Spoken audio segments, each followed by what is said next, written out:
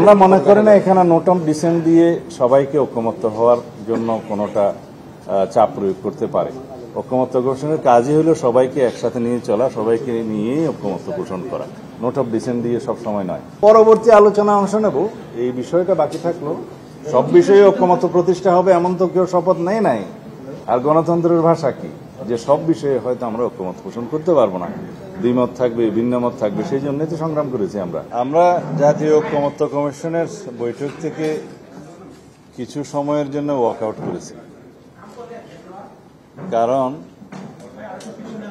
আপনারা সবাই জানেন দেশে যাতে আর কখনো স্বৈরতন্ত্রের উদ্ভব না হয়, ফ্যাসিবাদের উৎপত্তি না হয়, সেই লক্ষ্যে বিধান প্রণয়ন করার জন্য জাতীয় ঐক্যমত্য কমিশনের মাধ্যমে সকল রাজনৈতিক দল এবং অংশীজনের সাথে আলাপ আলোচনায় কিছু কিছু মৌলিক বিষয়ে, সাংবিধানিক সংশোধনের মৌলিক বিষয় এবং অন্যান্য বিষয়ে যে ঐক্যমত্য প্রতিষ্ঠার চেষ্টা চলছে, তার মধ্যে আমরা সর্বোচ্চ সহযোগিতা করে যাচ্ছি।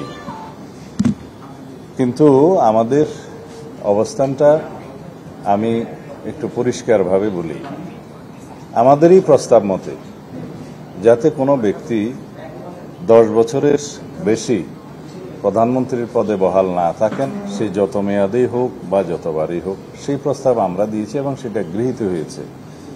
তাতে আমরা একটা কন্ডিশন দিয়েছিলাম যে অন্যান্য যে সাংবিধানিক প্রতিষ্ঠান এবং কিছু সংবিধিবদ্ধ প্রতিষ্ঠানের নিয়োগের জন্য যে কমিটি করার কথা বলছে এবং সংবিধানে রাখার কথা বলছে, সেই বিষয়ে আমরা একমত নই। কিন্তু পরবর্তীতে আমরা বিচার বিশ্লেষণ করে সবার সাথে আলোচনা করে আমরা কিছু কিছু জায়গায় আমরা ছাড় দিয়ে এক জায়গায় এসেছি। যেমন নির্বাচন কমিশন গঠন পদ্ধতিতে আমরা সরকারি দল, বিরোধী দল এবং জুডিশিয়ারির প্রতিনিধি রেখে স্বাধীনভাবে একটা সার্চ কমিটির মধ্য দিয়ে যাতে নির্বাচন কমিশনের নিয়োগ হয়, সেই ব্যবস্থা সেটাও আমরাই প্রস্তাব করেছি, সেটা গৃহীত হয়েছে। তাতে করে নির্বাচন কমিশন নির্বাহী বিভাগের প্রভাবমুক্ত হয়ে সত্যিকার কার্যকরভাবে স্বাধীনতা ভোগ করবে এবং স্বাধীনভাবে নির্বাচন পরিচালনা করতে পারবে। এটা গেল 2। তৃতীয় নম্বরে আমরা তত্ত্বাবধায়ক সরকার ব্যবস্থা পুনঃপ্রতিষ্ঠিত হলে যেটা হয়েছে প্রায়, সেই তত্ত্বাবধায়ক সরকার ব্যবস্থার মধ্যে যে কোনো রকমের সংশোধনী যদি কোনো পার্লামেন্ট আনে, সেটা পরবর্তীতে রাষ্ট্রপতির সিগনেচারের আগেই গণভোটের ব্যবস্থা রাখার জন্য সেই প্রস্তাবও আমরাই দিয়েছি এবং সেটাই গৃহীত হয়েছে।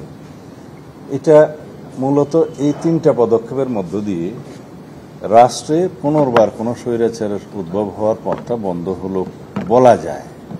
Moreover, complete independence of judiciary ensure করার জন্য আমরা অনেক প্রস্তাব দিয়েছি, ঐক্য কমিশনের অনেক প্রস্তাব আছে এবং জুডিশিয়াল রিফর্ম কমিশনের যে প্রস্তাবগুলি ছিল, প্রায় সব প্রস্তাব আমরা একমত হয়েছি। এবং আপনারা জানেন প্রায় নিত্যদিনই জুডিশিয়ারির বিভিন্ন রিট এবং তার ভার্ডিক্টের মধ্য দিয়ে ইতিমধ্যেই জুডিশিয়ারির স্বাধীনতা অনেকটা ইন্ডিপেন্ডেন্স হওয়ার পথে এগিয়ে গিয়েছে, বাকিটা হয়তো পরবর্তী সংশোধনের মাধ্যমে যাবে।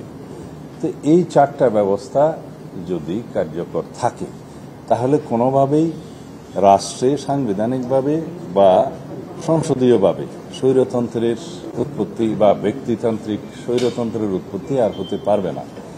কিন্তু এখানে একটা বিষয় লক্ষণীয়, নির্বাহী বিভাগকে রাষ্ট্র এবং সরকার পরিচালনার ক্ষেত্রে যাতে কোনোভাবেই বাধাগ্রস্ত না হতে হয়, যেহেতু নির্বাহী বিভাগের অ্যাকাউন্টেবিলিটি থাকছে সংসদের উপরে, সংসদের কাছে, এবং নির্বাহী বিভাগের অ্যাকাউন্টেবিলিটি থাকতেছে জনগণের কাছে।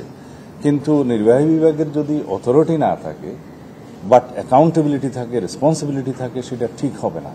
সুতরাং নির্বাহী বিভাগের অথরিটি এক্সারসাইজের ক্ষেত্রে রাষ্ট্রের বিভিন্ন অঙ্গের সহায়তা প্রয়োজন আছে। সেই বিবেচনা থেকে আমরা মনে করি যে এখন সাংবিধানিক যে সমস্ত প্রতিষ্ঠানের নিয়োগ এবং সংবিধিবদ্ধ বিভিন্ন প্রতিষ্ঠানের নিয়োগ সংক্রান্ত যে নিয়ন্ত্রণটা করতে চাচ্ছে সাংবিধানিকভাবে, সেটা যদি হয় তাহলে নির্বাহী বিভাগের কার্য সম্পাদনে এবং সঠিকভাবে একটা ভারসাম্যমূলক সরকার ব্যবস্থা এবং রাষ্ট্র ব্যবস্থা পরিচালনার ক্ষেত্রে প্রতিষ্ঠা করার ক্ষেত্রে অনেকটা বাধা পেতে হবে। কিন্তু জনগণের প্রত্যাশা অনেক।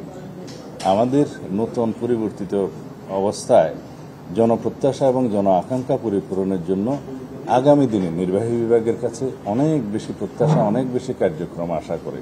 সেই লক্ষ্যকেই আমরা সামনে রেখে মনে করি যে নির্বাহী বিভাগকে অতিরিক্ত দুর্বল করার মধ্য দিয়ে রাষ্ট্রের সেই আকাঙ্ক্ষা, জনগণের সেই আকাঙ্ক্ষা পরিপূর্ণ হবে না।